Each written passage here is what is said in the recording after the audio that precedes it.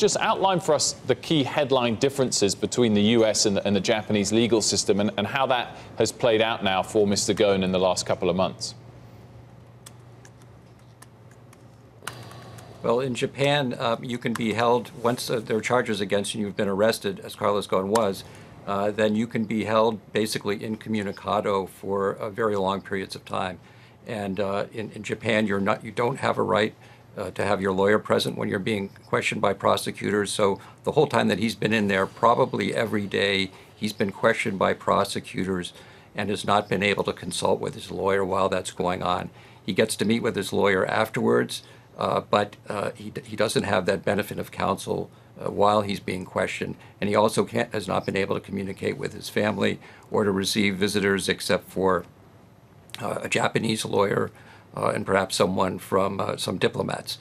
So it's a pretty tough form of law enforcement, and in contrast to the United States, where you do have an absolute right to have a lawyer present when you're being questioned, and there's no there's nothing where you would be held incommunicado, not allowed to get family visits. And a large number of these cases, therefore, I think you wrote about, do end in the accused confessing rather than it going to trial. Is that likely to be the aim of the Japanese authorities here? And how do you expect this all to play out?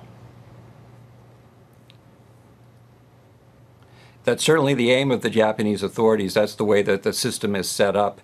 To put pressure on the defendants, and something like 99% of all the cases end with a conviction, usually a confession. But from what we know, of course, Carlos Ghosn has had very limited ability to communicate, but what we know, he denies these charges and he intends to fight them. So I don't think he's going to make it that easy for the Japanese prosecutors, but that also means that it could go on for quite a long time. One of his fellow accused, American citizen Mr. Kelly, was able to post bail. Were you expecting that? What does that mean for him, and does it change your expectations overall for both of them as to whether they're likely to end up convicted or released?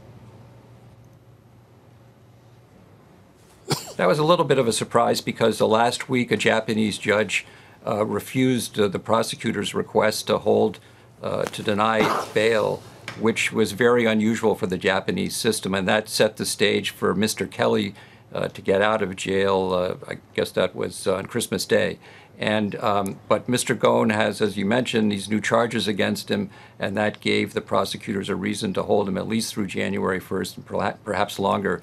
We may be seeing from the judges some sense that they are feeling pressure. There's been a lot of pressure from abroad against Japan. It's, I think, shown a somewhat unwelcome light on the Japanese justice system. So perhaps the prospects for Mr. Ghosn to get out are better than they were. But, it's still, he's going to be there at least through New Year's Day and possibly much longer. So it's very hard to say what's going to happen.